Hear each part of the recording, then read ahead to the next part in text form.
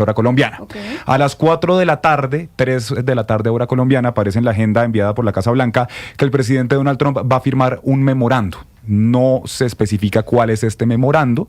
Lo que parece es que no sería este memorando que se llama el de la lista de países con mayor producción o tráfico de drogas ilícitas.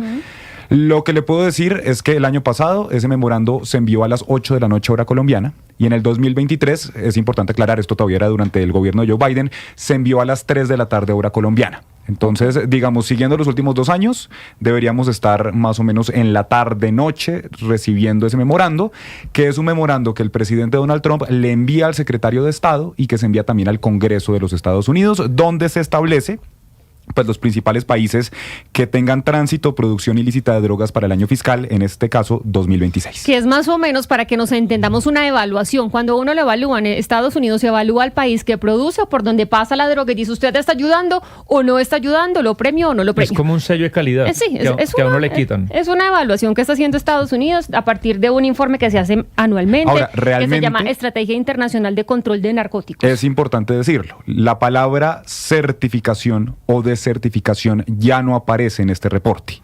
Esto apareció en los años 80, en los años 90. De hecho, cuando Colombia es desertificada por primera vez en la historia en el gobierno de Ernesto Samper, la palabra aparecía como tal. Y en ese momento el presidente Bill Clinton enviaba un memorando donde decía países certificados, países desertificados. Desde el 2003 este mecanismo cambia y realmente lo que hace Estados Unidos es, primero aparece una lista con los principales países de tránsito de producción de drogas, donde siempre ha estado Colombia, porque el estar en esta lista no implica ni sanciones, ni implica nada, ni implica incluso qué tanto colaboran las autoridades de esos países en la lucha contra las drogas. Ahí siempre hemos aparecido, pero aparece es una segunda lista que, digamos, le conocemos como desertificación, pero que esto es heredado de ese primer mecanismo que existía y que realmente lo que indica es los países que han incumplido de manera demostrable durante los 12 meses anteriores con tratados internacionales de control de drogas y medidas exigidas por la sección de la Ley de Asistencia Exterior de los Estados Unidos. Okay. O sea, digamos, heredamos el término de certificar o desertificar, pero ya como tal no aparece en el documento. Oficial, digamos, la palabra. Pues usted menciona las desertificaciones en ese entonces, que tuvimos 2 en el 96 y 97, 96 y 97. Que estaba el señor Ernesto Samper como presidente de nosotros, de los colombianos, y en ese entonces, recuerda usted que recién llegaba María Emma Mejía a ocupar el puesto de ministra de Educación, y justo nos desertifican y ella empieza a ocupar el puesto de ministra de Relaciones Exteriores, y por eso la hemos invitado. Gracias, ex canciller, por estar con nosotros aquí en Mañanas Blue. Bienvenida. Bienvenidas a todos los comentarios, que es muy útil escucharlos. Gracias, Jennifer, y a toda su mesa de trabajo. Y a usted le tocó pues una etapa compleja, complicada, porque usted estaba siendo ministra de Educación y luego la nombra en canciller justo cuando nos acababan de desertificar. ¿Eso qué implicó para Colombia en ese entonces y cómo lo podemos extrapolar a lo que podría o no pasar en este momento?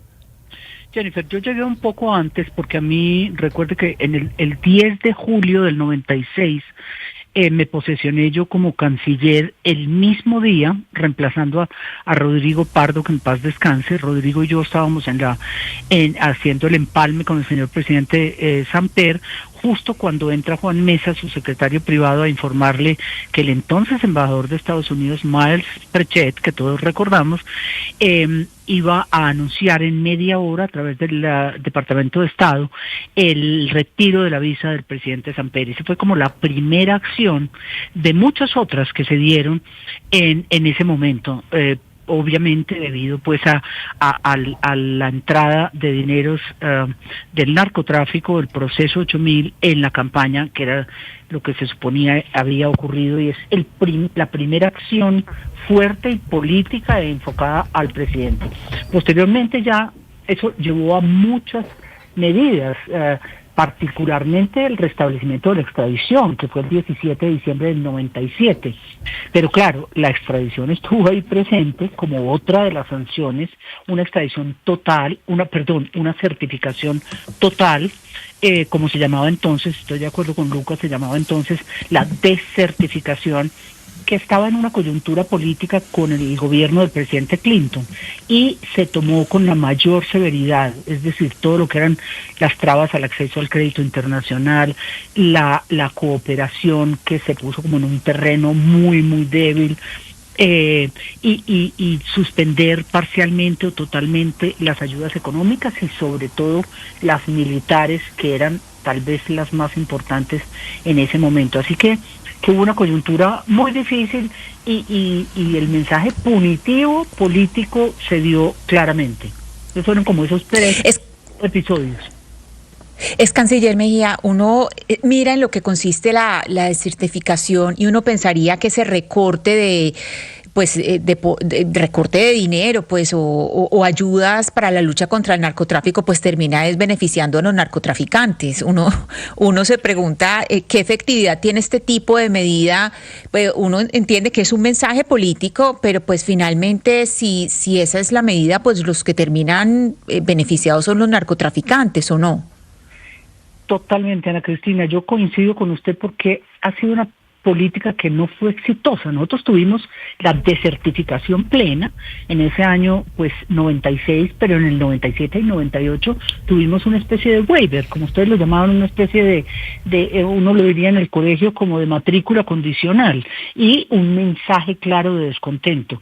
Me imagino que Trump expresará algún grado de descontento. No creo que llegue a la desertificación plena, a menos que sea un insensato, y porque ya el narcotráfico no es solo de Colombia, la exportación de coca no tiene solo que ver con Colombia, la producción amplia sí, pero de alguna forma esto es un crimen multinacional que antes era de unos carteles, en esa época eran los carteles de Rodríguez y el cartel de Escobar de Medellín, y la droga se iba directamente a los Estados Unidos. Ya. Hoy tenemos a Europa y a muchos otros involucrados, así que no sería la mejor señal, pero no creo que al gobierno, al presidente Petro, no le dejen de enviar un mensaje al presidente Trump. Ex canciller, yo tengo una pregunta porque leyendo sobre esto, pues obviamente preparándonos para la noticia, ya sea en positivo o en negativo, me encontré con un recorte de prensa de 1996 que, si me permite, se los voy a poner a las personas que están conectadas con nosotros a través de DITU y de YouTube. Y dice, en 1996, The Washington Post dice: Estados Unidos, Bogotá, ¿qué salió mal? Esta no es una desertificación de Colombia o para Colombia, sino para el presidente Samper. Y ahí me pregunto, en este caso, cuando hemos hablado, escuchando a tantos analistas, dicen es que esto no es contra Petro, es contra Colombia. Una desertificación, si es que se llega a dar en este caso, ¿contra quién sería? ¿Contra las políticas de Gustavo Petro o contra el país y sus políticas antinarcóticos? Estoy convencida que sería una desertificación o una acción punitiva contra el presidente Petro. Yo creo que es un mensaje claro. Tenemos que ver en qué forma, además por un lobby muy bien hecho, por el empresariado y por yo diría que uno de los actores de cualquiera sea la situación que pase, que nos dejen menos mal librado en la cooperación militar y económica, sería también una persona como Oscar Naranjo, que fue colega de Derek Maltz aquí cuando servía aquí el actual director de la DEA, y que fue una de las cartas de recomendación al Congreso para su aprobación en el Congreso, la posesión de Maltz. Entonces, yo creería que van a intentar focalizarlo más en el presidente y ojalá menos, como requeriríamos, menos acciones de carácter financiero o de carácter arancelario o de carácter de disminución de la cooperación militar y de inteligencia sobre todo. Es como, pero uno con el presidente Trump nunca sabe. Hoy puede estar pensando una cosa y a las 4 de la tarde hora de allá, que creo que es cuando lo anunciarían, 3 de la tarde hora colombiana, pues no sabe uno hasta este momento para dónde van sus humores hoy en día. Pero, ex canciller, ¿qué implicaciones económicas tendría formar parte de esta de esta lista negra en la que podríamos estar, al margen de que no recibiéramos cierta ayuda que es para el narcotráfico? No sé si menos acceso a créditos o a líneas de crédito de bancos multilaterales, o dejaríamos tener acceso a ciertas ayudas financieras del sector de Estados Unidos. ¿Qué más implicaciones económicas usted se imagina o las vivió cuando le tocó atravesar esto? Pues en una certificación plena es una voto en contra, esa es la más fuerte de todas, sí, a la banca multilateral, es decir, el FMI y el Banco Interamericano de Desarrollo, el BID y el Banco Mundial.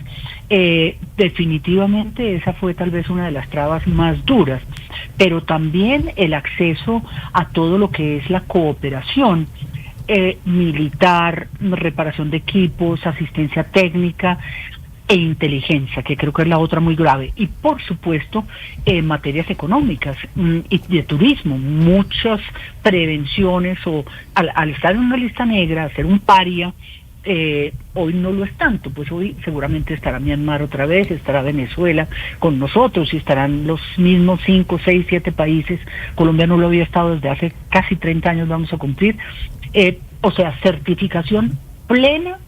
De certificación plena significa muchas cargas que hay que ir resolviendo por el camino. La segunda de certificación nuestra en el 97, 98, pues llevó a que Colombia volviera a instaurar la extradición que no teníamos, claro, porque la Constitución del 91 la eliminó. Entonces, si no hubiéramos sacado en diciembre del 97 que eran Carlos Medellín de Justicia, Horacio Serpa de Gobierno y yo, canciller, hacer una tarea durísima en el Congreso para que se restableciera la extradición en Colombia, y por otro lado, no existía todavía el glifosato, no había aspersión aérea.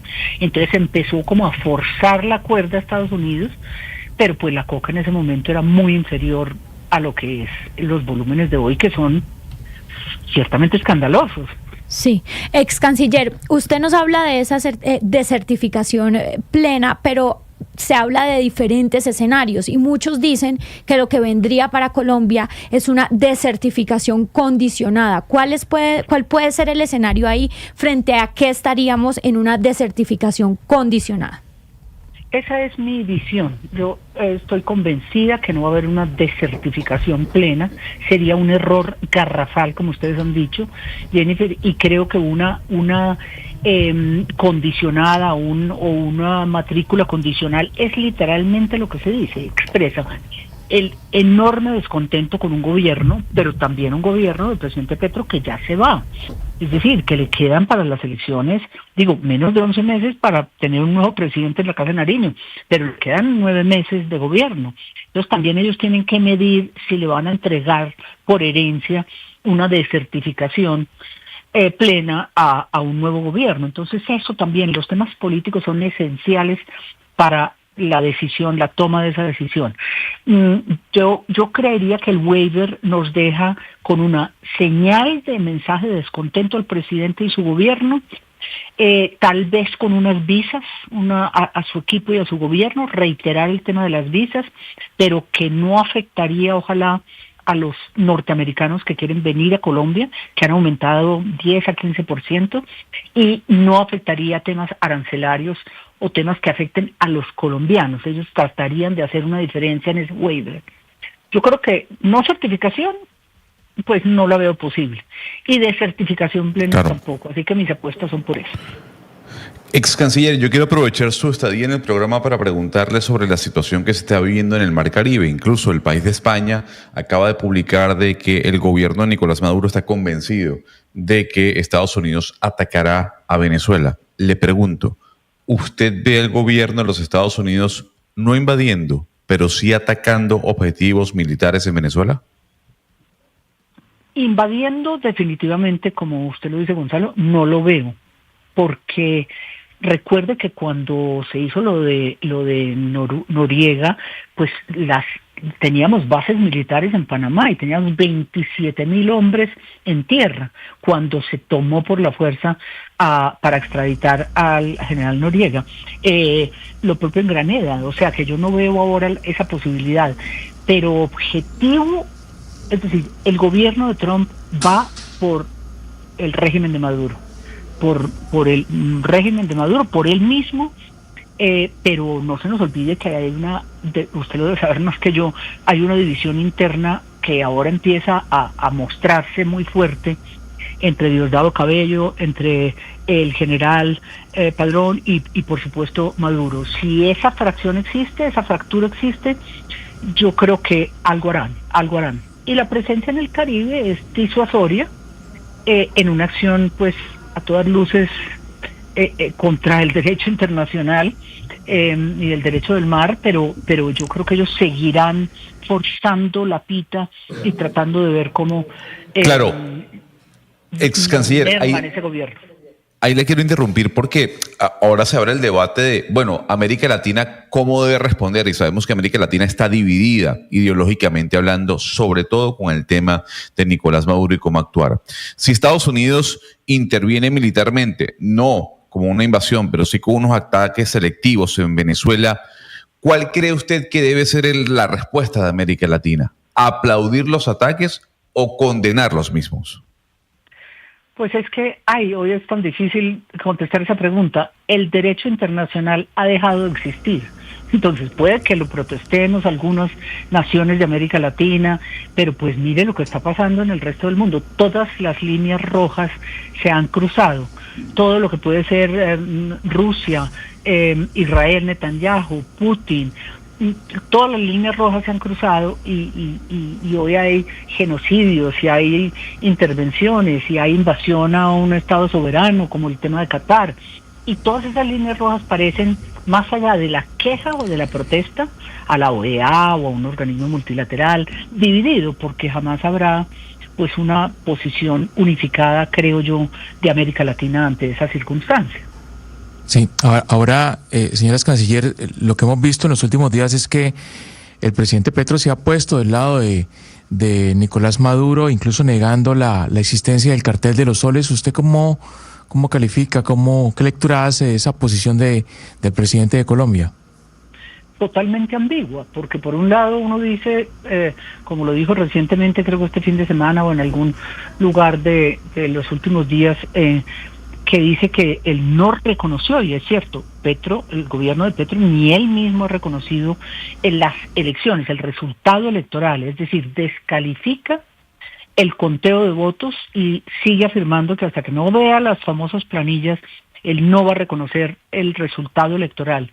Sin embargo, por otro lado, hay una serie de apoyos directos, explícitos: no reconocer el cartel de los soles, evitar un proceso de invasión y descalificarlo, lo que ellos llaman invasión, o la presencia militar en el Caribe. Entonces es una posición totalmente ambigua que desconcierta y no queda bien, porque finalmente esa persona que iba a moderar, que iba a tratar de acercar, que iba a negociar junto con Lula, pues ambos se han desvanecido en ese proceso de posible negociación, y hoy creo que Estados Unidos no cuenta con él.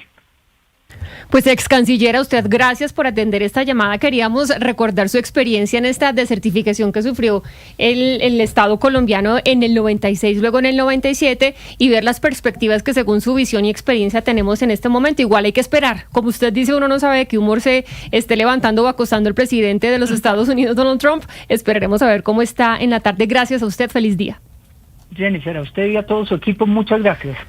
Pues acá estamos, Lucas, esperando más o menos, nos dice la hora que usted tiene ahí programada, 3, 4 de la tarde. Vamos a ver. Estados Unidos, pero me parece que la participación de Marco Rubio como secretario de Estado también es muy importante, porque claro, tiene una visión muy clara de Latinoamérica. Pues obviamente sabemos cuáles son sus inclinaciones ideológicas, también las críticas que ha tenido con diferentes gobiernos de Latinoamérica, y muy importante, me quedo con esa frase de la ex canciller que dice: esto sin duda es una reprimenda, si es que se da la desertificación, no a Colombia, al presidente Gustavo Petro. Y es que yo me atrevo a decir, Jennifer, que Marco Rubio es el secretario de Estado de la historia de los Estados Unidos que mejor conoce este hemisferio. Finalmente, sí, pues es hijo de migrantes cubanos, está casada con también alguien de origen, está casado con alguien de origen colombiano, y finalmente durante toda su época en el Congreso de los Estados Unidos, pues este hemisferio ha tenido una gran relevancia en toda su agenda, y desde que llegó a la Secretaría de Estado, pues está absolutamente demostrado la importancia que tiene el hemisferio occidental para Marco Rubio. Lo que le puedo decir es que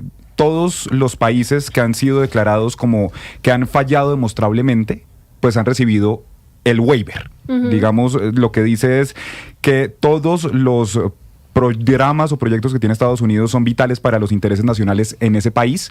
Entonces, pues sobre la mesa están tres opciones que nos decía el embajador García Peña en entrevista en Blue Radio, pues que hay tres opciones. La primera, una certificación plena, como viene pasando desde hace casi 30 años, desde 1998. La segunda, una desertificación con waiver, es decir, una matrícula condicional, o la tercera, que la verdad yo veo muy difícil, y nos lo decía la ex canciller Mejía, es muy complicado que eso suceda porque no sucede desde el año 2005, y es una desertificación plena, donde lo desertifican usted y no hay ningún tipo de matrícula condicional, ni de dispensa, ni de absolutamente nada. Yo lo veo también muy complicado, y la opción que más se baraja, pues es tal vez esa de una desertificación con waiver, pero no sabremos realmente, porque también lo decía, Donald Trump es impredecible, entonces no sabemos qué va a pasar hasta que ese memorando no esté firmado. Yo también me quedo, Lina, con esto de digamos, este sistema de evaluación que tiene Estados Unidos, que comenzó por allá en los 60, pero que en los 80 se le dio el marco legal, se dio porque Estados Unidos dijo qué estamos haciendo o qué está pasando con el narcotráfico. Entonces empezaron a hacer estas evaluaciones para saber si los países productores y los que sirven de tránsito de esta droga estaban haciendo bien o no.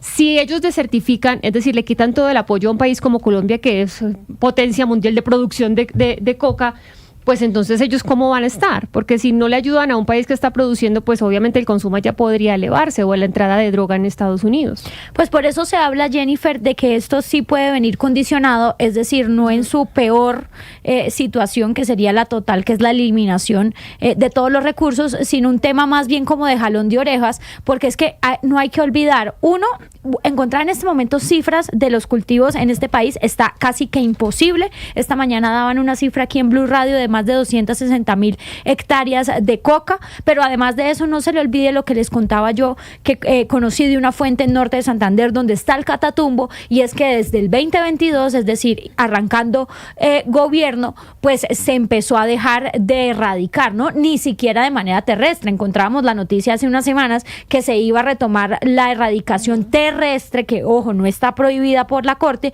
con glifosato. Entonces yo sí creo que esto es no contra el presidente Gustavo Petro, sino más bien contra sus políticas, contra la ejecución de esa política antidroga que pues ha estado muy, muy descuidada, y pues la verdad es que no han estado erradicando, y Estados Unidos sí agarraría y jalaría las orejas pues para que la vaina encuentre nuevamente una ruta, porque la verdad estamos nadando en coca.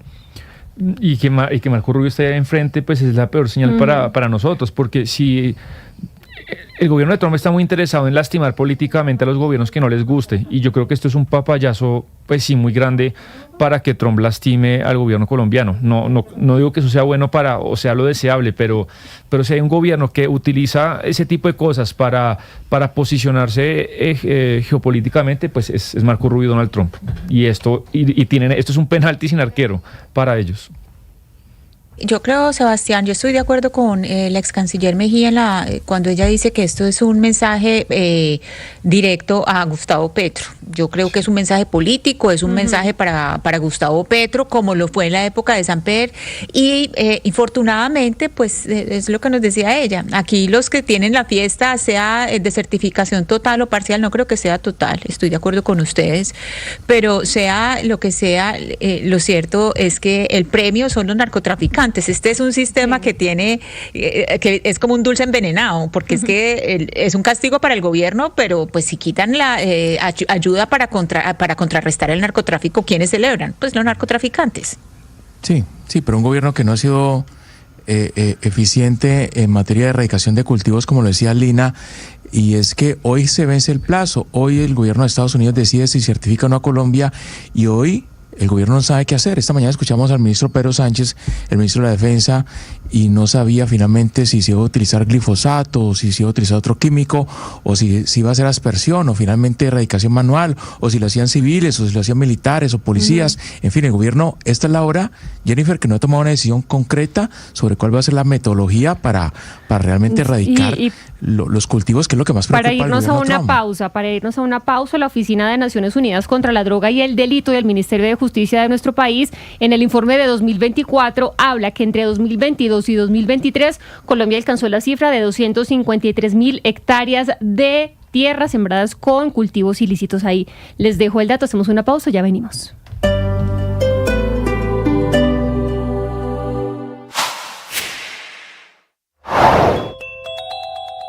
Mañanas Blue.